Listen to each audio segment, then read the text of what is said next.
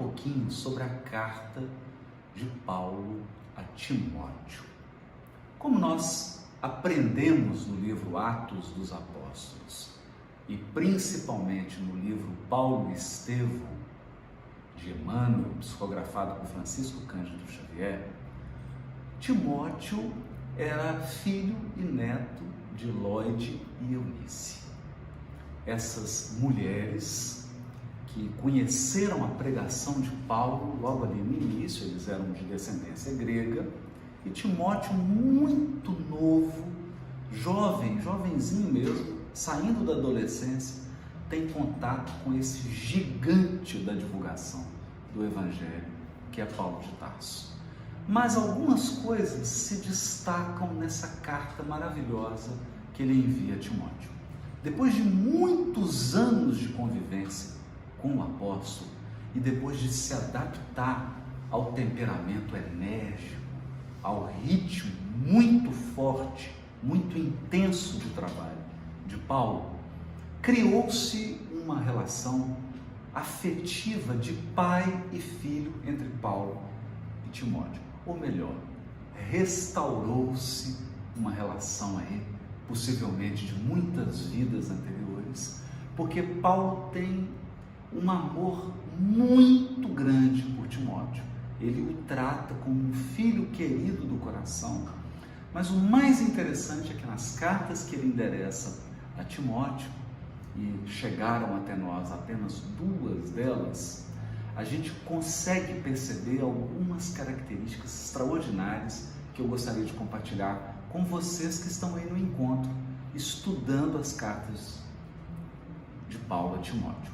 A primeira delas é que o afeto, o amor, o carinho de Paulo está acima do trabalho. Então, Paulo tem uma visão de que o verdadeiro trabalho da evangelização é um trabalho de reconstrução de laços afetivos. Ele é, sobretudo, um trabalho de relacionamento humano. E nisso ele se baseia nas palavras do próprio Cristo, nos capítulos 12 e 13 do Evangelho de João, principalmente o 13, quando Jesus diz assim: um novo mandamento vos dou, que vos ameis uns aos outros, que vos ameis como eu vos amei. Nisto todos reconhecerão que sois meus discípulos. Paulo levava isso muito a sério. Então, antes dele ensinar alguma coisa, antes dele transmitir um conteúdo intelectual, antes dele esclarecer uma determinada interpretação do texto bíblico, Paulo estava preocupado na construção de relações afetivas sólidas, cristãs, transparentes, dignas e repletas de amor. Então, antes de tudo, ele constrói uma relação afetiva e de amor com o jovem Timóteo. Um amor filial, um amor de pai para filho. E, por sua vez, Timóteo nutre por Paulo um amor de filho para um pai, considerando que a mãe de Timóteo era viúva. O pai de Timóteo havia morrido quando ele era muito criancinha ainda. Então, realmente, a figura paterna na vida de Timóteo é Paulo. Então, o primeiro elemento é esse, né? E é um elemento que está vivo aí para a gente. Não existe evangelho sem relações humanas plenas de amor. Não adianta nós colocarmos a teoria, a doutrina, dogmas, estruturas hierárquicas, trabalho, se isso não for alimentado pelo amor e por relações sólidas. Segundo elemento, Paulo tem um profundo respeito pela juventude. Então, ele consegue perceber na juventude aquilo que um agricultor habilidoso percebe numa semente. Dentro da semente estão todos os potenciais que vão se desabrochar até chegarem a uma árvore frutífera. Então, Paulo olha para aquela criança que acabava de sair da adolescência e se tornava um jovem, ele olha para ele e enxerga a árvore frondosa do trabalhador do Evangelho do primeiro século. Então ele é capaz de enxergar potenciais. E ele escreve, isso ficou registrado na carta dirigida a Timóteo. Paulo escreve assim: ninguém menospreze a tua mocidade. Porque uma coisa é sermos humildes, uma coisa é reconhecermos as nossas limitações, uma coisa é reconhecermos que Deus é a inteligência suprema e o amor supremo, e não compete a nós, seres humanos, querermos agir com a perfeição do Criador. Isso é humildade. Outra coisa é quando, a pretexto de humildade, nós desprezamos os nossos potenciais humanos. Isso não pode acontecer. Então nós não podemos deixar de nutrir, de regar, de adubar os nossos potenciais espirituais, sejam eles afetivos, intelectuais, sejam habilidades de realização, porque cada criatura é forte numa área. Tem pessoas que têm uma habilidade de realizar, de concretizar, são práticas, são dinâmicas. Outros são mais inteligentes, mais intelectuais, têm uma mente mais aguçada. Outros são mais afetivos, são mais dados a relações humanas, mas não importa. O que nós não podemos é menosprezar os nossos potenciais, porque é da vontade do Cristo que nós nos tornemos aquilo que nós somos em potencial. E Paulo vai o tempo todo incentivar Timóteo a desenvolver os seus potenciais e a não permitir que ninguém os mate.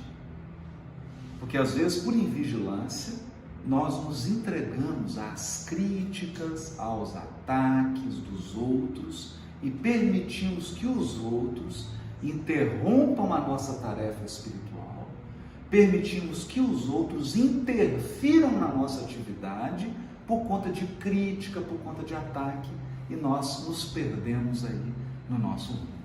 Então, deixem que todos critiquem, deixem que todos ataquem. Com humildade, nós ouvimos a crítica, mas nunca paramos de trabalhar. Jamais. Então, esse é um segundo conselho que Paulo dá para Timóteo. Outra coisa importantíssima que está fazendo falta nos dias de hoje. Paulo é muito rigoroso com os fundamentos do Evangelho.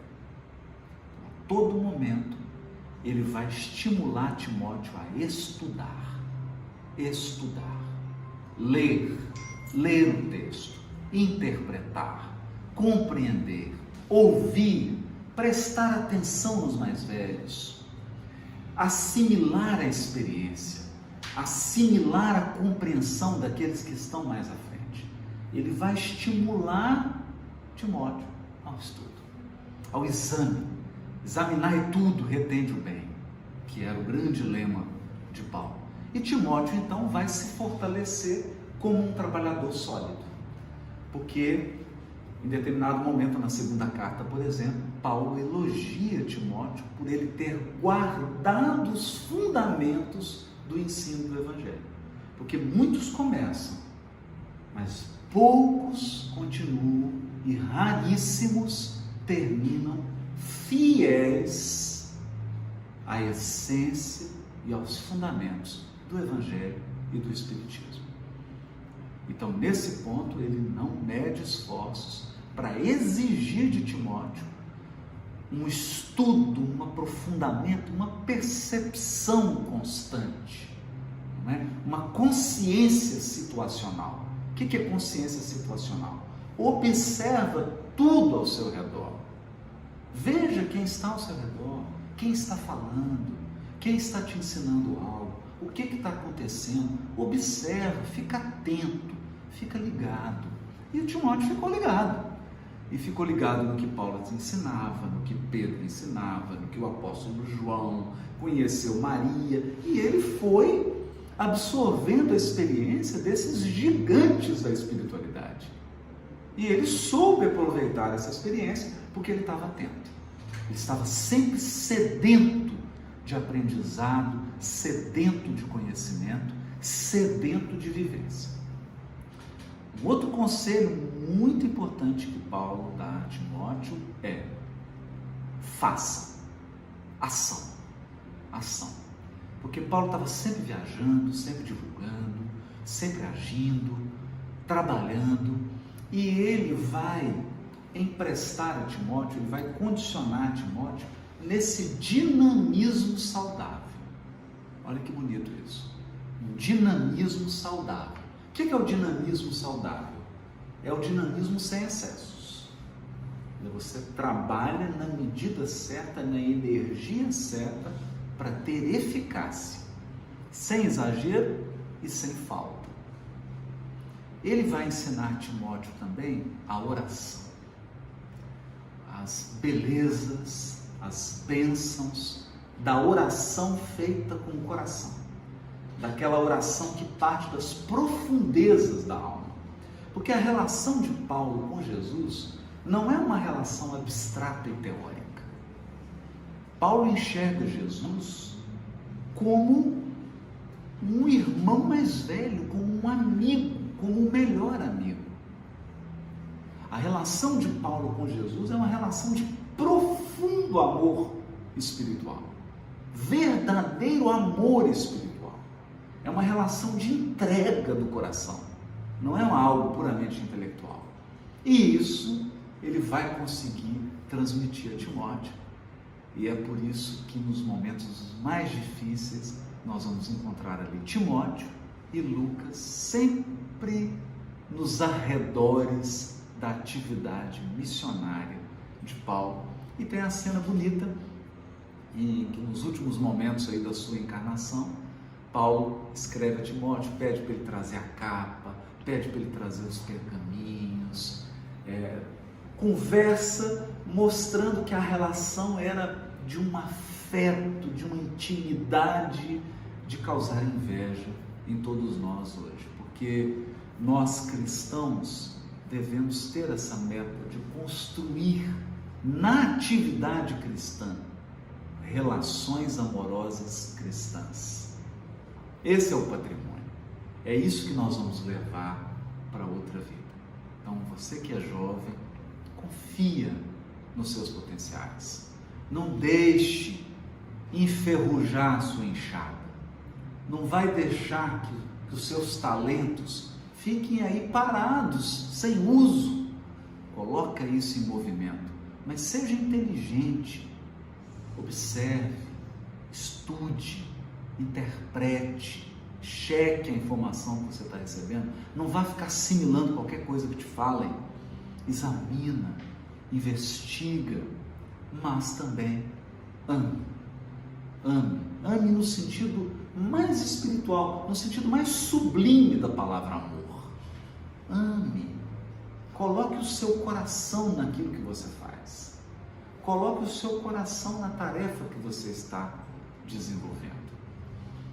Há muitas coisas que nós poderíamos falar das cartas de Paulo a Timóteo, mas eu escolhi aqui essas essenciais e aconselho a todos vocês aí, leiam essas cartas, leiam mais de uma vez, procurem entrar, como você assiste um filme, um seriado, procure entrar na história, procure se colocar na situação, para que você possa, além de entender, você possa sentir as situações que estão sendo vividas nessas cartas. Eu tenho certeza que você vai se emocionar.